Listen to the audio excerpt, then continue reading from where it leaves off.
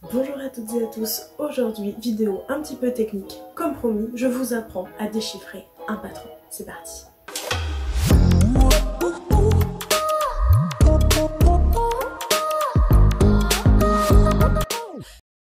Pour illustrer mes explications, je vais me servir des patrons de cette chemise ici. Donc je vais la mettre à côté, histoire que vous ayez toujours un visuel dessus. Voilà comment se présente en général un patron. Donc le papier peut être plus ou moins fin, ici c'est un véritable papier de cigarette. Et comme vous pouvez voir, il y a beaucoup d'informations.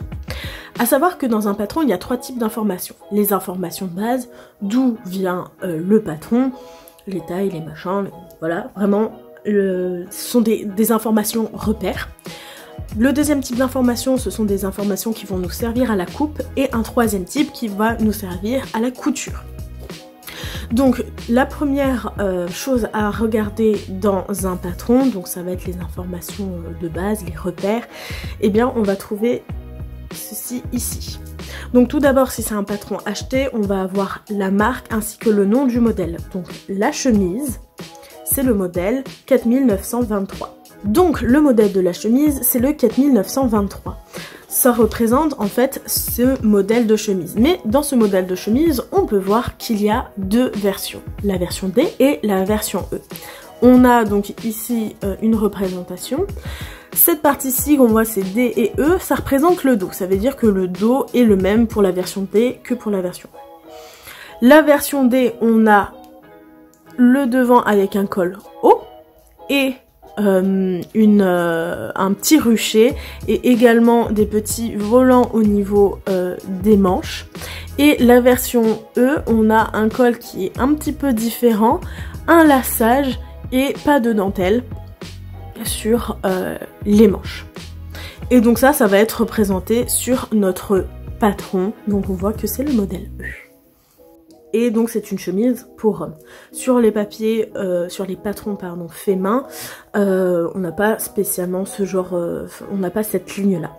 Dans tous les cas, dans tout patron acheté ou fait, on va avoir la taille et le nom de l'élément. Qu'est-ce que, une fois ce rectangle de tissu découpé, qu'est-ce que ça va être au final. Donc on voit que c'est le volant de la manche, ce qui correspond en fait à, si le focus veut bien se faire, voilà, cette toute petite partie ici. Et donc cette partie de patron porte le numéro 23, donc c'est beaucoup plus court qu'à chaque fois écrire le volant de la manche. Donc c'est un repère numérique beaucoup plus efficace que si c'était écrit. Autre information de base, les valeurs de couture. Donc qu'est-ce que c'est les valeurs de couture? Eh bien c'est les valeurs qu'on va laisser tout autour de notre patron. Donc c'est-à-dire que une fois cousu, notre pièce, ça va être voilà le rectangle noir, et ça va dépasser à l'intérieur du tissu. J'ai attrapé un vieux vêtement pour vous montrer plus amplement ce qu'est la valeur de couture. Donc la valeur de couture, c'est ça. Donc c'est-à-dire que quand j'aurai cousu ma pièce, il y aura toute cette partie-là qui va rester donc sur l'envers. Voilà. Généralement sur les nouveaux patrons, les valeurs de couture sont déjà présentes. Ça c'est des vieux patrons de 2004, donc j'ai dû les rajouter. Dans tous les cas, c'est dit sur votre notice d'explication, car quand on achète un patron, on a une jolie notice Ikea. Généralement c'est dit si elles sont incluses ou pas, et si ce n'est pas le cas, à combien vous devez les faire. Deuxième type d'informations qui vont aider à la découpe. Donc tout d'abord, le fameux cut. Donc voilà, on vous dit couper 2 fois cette pièce. C'est tout simple. Deuxième élément, cette flèche-ci, qui est généralement accompagnée d'un D et d'un L qui signifie droit fil. Et c'est tout simplement en fait le sens dans lequel vous devez poser votre pièce sur un tissu. Une démonstration.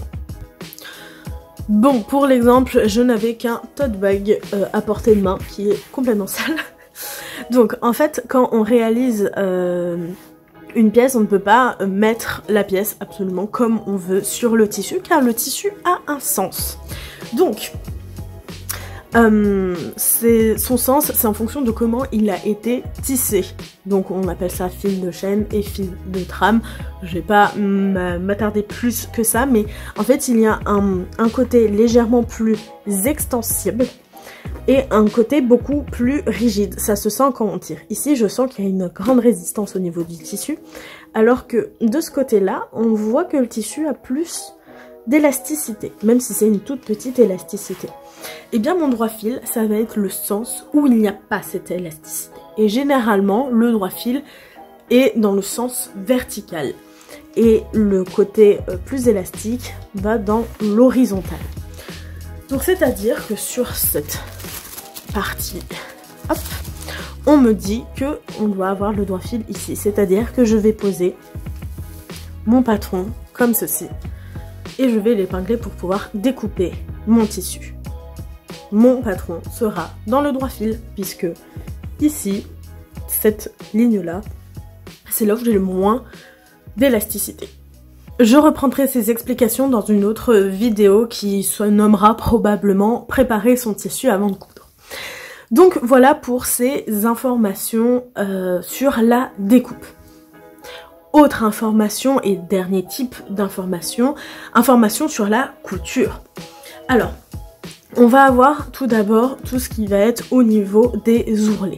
Ici, on me dit de faire un ourlet de 1 cm. Donc c'est-à-dire que je vais replier 5 puis 5, c'est 1 cm global. Ici, pareil, ourlet de 1 cm et ici également. Donc voilà, on peut avoir des indications sur les ourlets.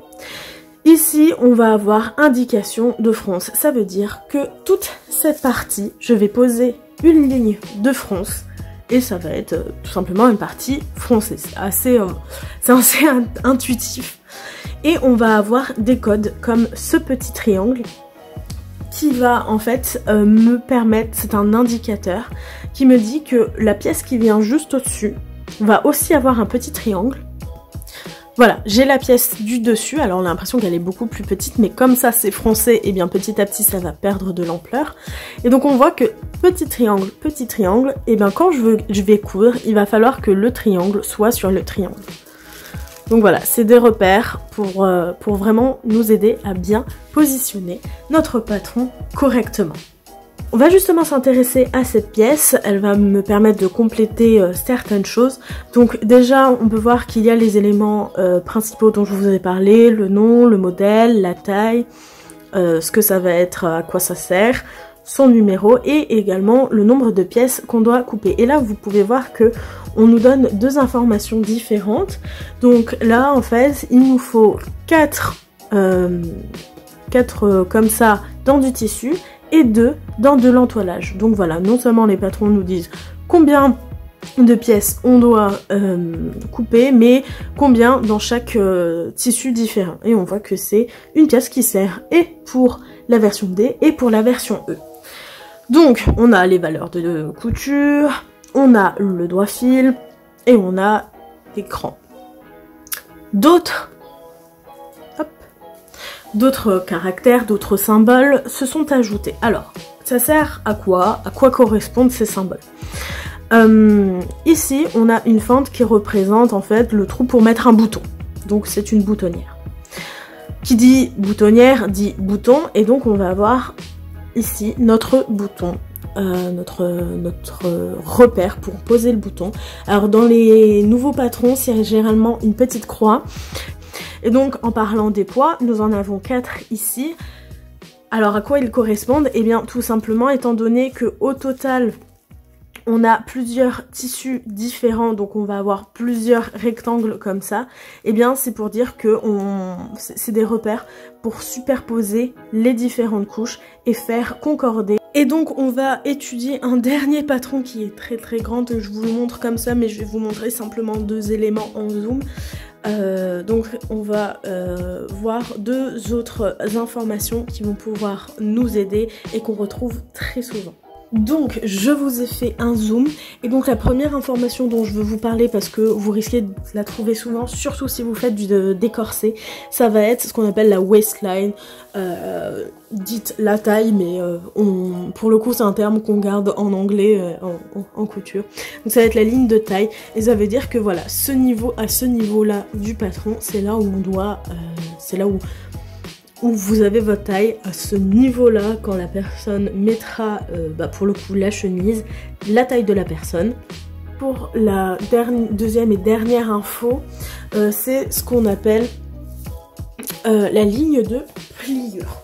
Alors, la ligne de pliure, ça veut tout simplement dire, donc c'est une information de découpe pour le coup, de représenter avec une ligne avec 2 flèches sur les patrons faits main. Généralement ici on va avoir une ligne grand pointillé, petit pointillé, grand pointillé, petit. Alors j'ai pris une serviette de bain pour vous illustrer, donc elle va représenter mon tissu et j'ai pris ça parce qu'on voit bien qu'il y a une lisière, donc voilà. Donc admettons que c'est la fin de mon tissu ou le début comme vous voulez. Et la plupart des pièces, par exemple la première que je vous ai montrée, j'aurais pu la caler comme ceci. Voilà, bord à bord.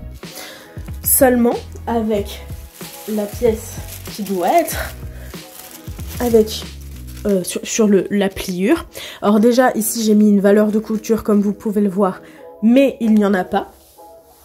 Je peux pas la mettre comme ceci car on me demande de la mettre à la pliure. Donc qu'est-ce que ça veut dire? Ça veut dire que en fait, il faut impérativement que je plie mon tissu, hop, et là, je vais pouvoir bien, donc ça va être un travail assez délicat. Il va falloir que mon trait noir soit bien superposé. Alors bon, là j'ai mal valeur de couture qui ne devrait pas exister. Je vais la recouper après la vidéo.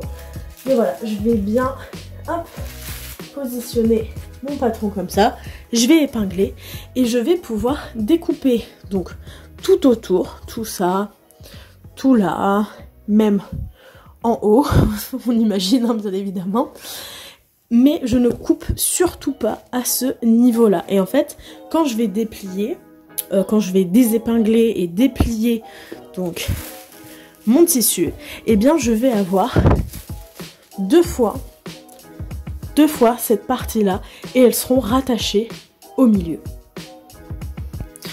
Ce qui va me permettre d'avoir un devant sans couture au milieu.